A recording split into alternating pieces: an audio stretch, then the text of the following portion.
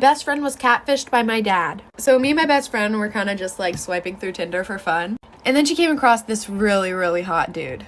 So of course, she swiped right and they talked all night long. And he said he had an Android, so he couldn't FaceTime, but his messages were blue, so I thought something was off. She was too blinded to see that something was up in the first place because she was messaging with a really hot guy. So about a week of them just like texting back and forth and I guess getting to know each other, they decided that they were going to meet up. So they both decided that they were going to meet up at an Olive Garden near them. And you see, as her best friend, of course, I'm going to have to go with her. So I got dressed up and I sat about 5 tables away from her. And we got there about 30 minutes earlier than we were supposed to be there. Okay, so my best friend had 3 bowls of fettuccine alfredo before he got there. So when he got there, it wouldn't look like she ate a lot. Then I see my dad walk in, all dressed up and fancy with a bow tie and everything. This story time just gets so much more funnier, so like for a part 2. Part 2 of how my best friend was catfished by my dad. Continuing with the story, I see my dad walk into the restaurant all dressed up. Mind you, my dad's married. To my mother, of course. So I was like, ooh, my dad and my mom are finally going on a date together.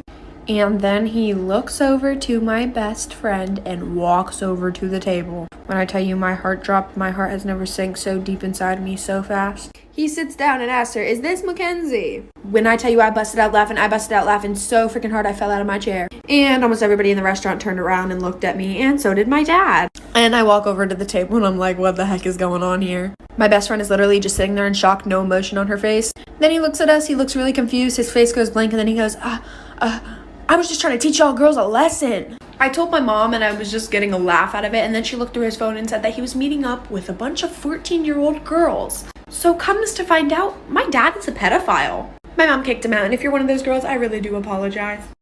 So when I was a sophomore in high school, I had this teacher who would only let the students in her class use the restroom 1 time per semester. Well, one day I raised my hand and I was like, "Excuse me," I don't remember her name, "can I please use the restroom?" And she was like, "No, you can't, because you've already used the restroom in my class this semester." Well, excuse me, you can't dictate my bladder. So I'm like all frustrated, and I started secretly texting my mom because I wasn't allowed to use my phone in class. And I was like, "Mom, I'm sitting in class right now. My teacher won't let me use the restroom." And she was like, "I'll take care of it for you." And I was like, okay.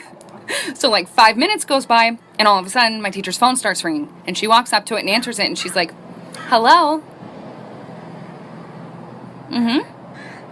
"Yeah. Okay, thank you." And then she walks up to me like so angry, and she like slams the pass on my desk, and she was like, "Since you have to go that bad." And I was like, "Yeah, I really do, thanks." And I got up and left. I didn't even have to go to the bathroom. It was just the principle of it. I just roamed the halls. This is a story of the time that I caught my neighbor's mom talking smack about me. So I don't know about you guys, but every single Wednesday in my middle school, we would have a bagel sale. And some people's parents would come in to help out. And my neighbor's mom was one of those parents. And I had a best friend at the time whose mom would also work at the bagel sales. But this best friend of mine, her mom never let us hang out with each other because she felt that I was a bad influence on her. When in reality, it was the complete opposite. She was the one that snuck the boys in her house, if you guys remember that story time, where they peed in a flower pot. So basically her mom wouldn't let us hang out. And sometimes my friend would go with her mom in the morning, basically as a ride to school, and to help out with the bagels too. And one day when she went in with her mom, my neighbor's mom also was there too. So my friend starts eavesdropping into their conversation, and my friend's mom brings me up and says how much of a bad kid I am and a bad influence. And my neighbor's mom was like, "Oh wow, that's my neighbor. Like, we always suspected something bad about her. Our whole entire neighborhood knows this about her." Basically making stuff up about me. So then I go home crying, tell my mom. Part 2 of catching my neighbor's mom talking smack about me. So my best friend tells me all these things that my neighbor was saying about me, obviously. And I got really upset, so I went home and I just started to cry. Because for some reason I felt like when I was younger, every one of my friends' parents hated me. And I never really knew why. I was always the type of person to like let my friends do whatever they want and encourage them in doing whatever they want, whether that's breaking the rules or following the rules. So I mean, I guess that could be something, but I'm just being a supportive friend, like... Sorry, I got off topic. So when I told my mom, she was like, "Okay, come with me, I'm gonna knock on her door." And I was like, heck no, I do not feel like dealing with this. "Mom, you deal with it." So she calls her up on the phone, puts her on speakerphone, confronts her about the situation, and this lady starts going on about how she loves me like I'm her own child, saying that I was never a bad influence on her daughter, and that she actually wanted me to hang out with her daughter more. Like, that's not what she was saying at bagel sale. This boy lied about his age just to date me. Story time. So back when my cute self was a senior in high school, there was this new girl that came to our school. Long story short, me and her ended up becoming super close. I went to her house, spent the night. Her family loved me. I mean, why wouldn't they? Anyways, she had a brother. We're gonna call him Binky. Me and Binky got pretty close. Now I want you guys to keep in mind, Binky didn't go to my school because their parents were divorced. So the sister who I was friends with lived with her mom, and Binky lived with his dad who lived in another city. But sometimes Binky would go to his mom's house, which is how I met him. Now that we got that out of the way, as me and Binky were getting closer, one day he asked me, "Hey, how old are you?" And I was like, "Oh, I just turned 17. How about you?" He told me, "Oh, I'm 17 too, but my 18th birthday is coming up." After a while, me and him eventually started dating. Then one day, I ran into his cousin who happened to go to my school. The rest of this story is crazy. This boy lied about his age just to date me. Story time. So I ran into his cousin who just so happened to go to the same school as me. What a small world. Anyways, we start having a conversation and she asked me, "Oh my God, are you dating Binky?" And I was like, "Oh, how do you know that?" Because at the time, I didn't know that she was his cousin. And he didn't go to the same school as me. So I didn't know how she would have known that. And then she tells me, "Oh, that's my cousin." As we're talking, she says, "Oh, are you going to go to his birthday party?" And I'm like, no, he actually didn't tell me he was having a birthday party. Weird. And she's like, "Yeah, that's really weird because it's like coming up next week." And I'm just sitting here like, well, maybe he'll tell me. He probably just had a lot on his mind. And then she says, "I can't believe he's going to be 16 already. Time flies. We're going to throw him a sweet 16 party." After she says that, I just look at her like, you mean 18, right? Like, you said 16. I think you meant 18. Sorry, there has to be a part 3. This boy lied about his age just to date me. Story time. Part 3.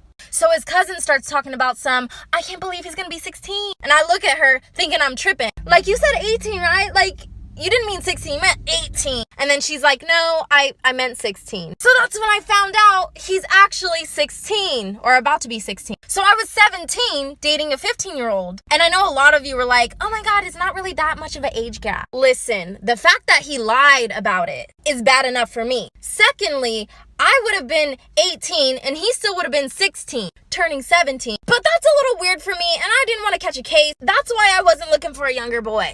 After I find out this new information, of course I tell my best friends. And they start hyping me up. "Break up with him," which is what I did. I sent him this huge paragraph. I kind of went off. Of course, he replied to my paragraph saying, "I'm sorry, I don't want to lose you, blah, blah, blah." I basically told him, "Sorry, I don't want to be with liar." I blocked him and haven't seen. Hey guys, hold on, I'm just logging on. All right, let's go. I'm ready.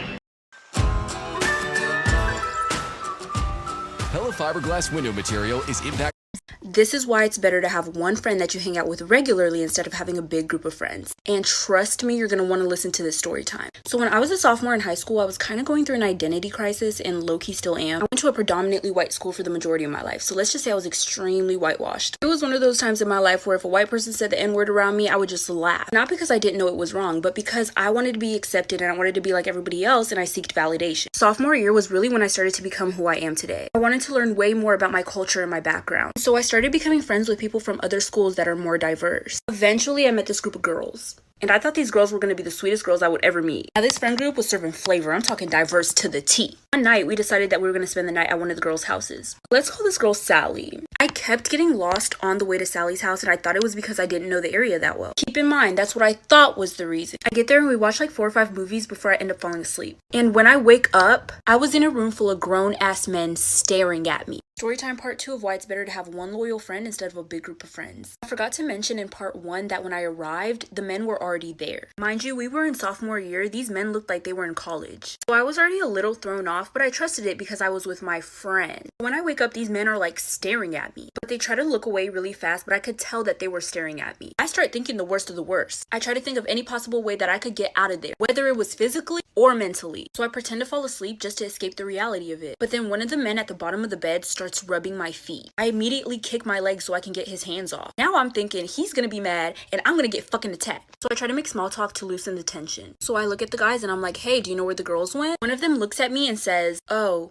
they went home." So I'm like, I thought this was Sally's house. And they say nothing. So at this point, I think I'm being set up. I try my best to not make it seem like I'm suspicious of them. I casually act like I need to pee. Walk into the bathroom and I see a window. Automatically something clicks in my mind, get the fuck out of there. Making part 3 right now. Part 3 of why you should have one loyal friend instead of hanging out with a big group of friends. So I go into the bathroom and there's a window. I'm thinking to myself, I would be so dumb. I would be so extremely incredibly stupid to go back into that room full of grown ass men that I've never met before, instead of making my escape through that window right here, right now. So I trusted my gut and I got the fuck out of there. Mind you, I'm in my PJs right now. No shoes, no socks. I'm making my great escape. Call me Pablo Escobar. While I was doing all of it, I was in disbelief. Like, I cannot believe that I'm escaping, like, right now. Like, this is actually insane. Like, I did what I believed was right at the moment. And honestly, that decision might be the reason why I'm alive right now. So I make a run for it. I immediately run to the front of the neighborhood. I hide behind some trees and then I call my sister. I call my sister instead of my parents because my mom was the one who drove me there. And if she knew that something bad happened, she wouldn't have let me go out again. I'm frantically explaining everything on the phone to my sister. She literally speeds to come get me. When she gets there, I immediately hop in her car and we get the fuck out of there. On our way home, I get a text from Sally. Last part is part 4. I'm making that right now. Part 4 of why you should have one loyal friend instead of having a big group of friends. So I'm on my way home and I get a text from Sally. Hey girl, where are you? We went to the gas station to get some milkshakes. You could have came with, but you were already asleep.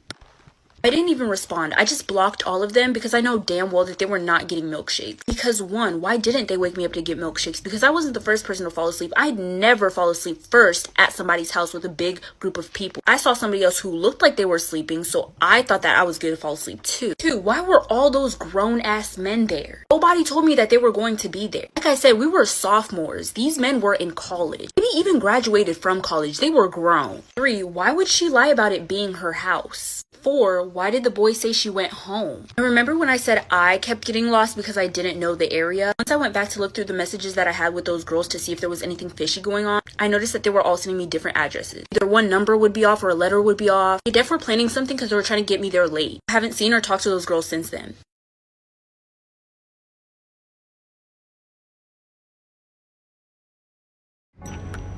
Worried texting won't be as fun if you switch to Android?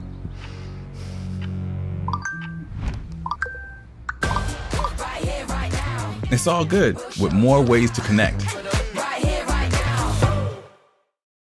In my opinion, Miraculous is a tiny bit overrated. I mean, sis, don't get me wrong, I ain't no hater, but it's the same in every freaking episode.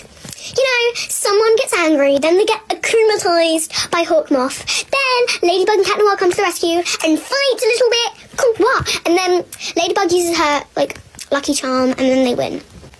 Then Hawkmoth, at the end of every single episode, is like, I will get you next time, Cat Noir and Ladybug. Just you wait and see. Miss Girl! Well, it better be soon, Hawkmoth. It's been like 100 episodes, and you ain't even been close. Get your game face on. Get your game face on. I find it so annoying when you go to your friend's house and they say their room is like super messy and dirty, and they're like, just ignore the mess. Sorry, I forgot to clean my room. So, you know, you're expecting like an unmade bed and a few clothes on the floor. Wrong! You go inside their room, and it's literally spotless. No clothes on the floor, no shoes, no socks, nothing. Like, huh? What is dirty here? If that's messy, I would advise you to not come into my room ever. If that's messy, mine is a literal zoo and junkyard. Parents be like, get off your devices, you've been on them all day. And what have you been doing, huh? Oh, look at this picture. Oh, look at this. I see you on your Facebook. Don't even try to lie. Leave me alone with my devices and go take your face back somewhere else.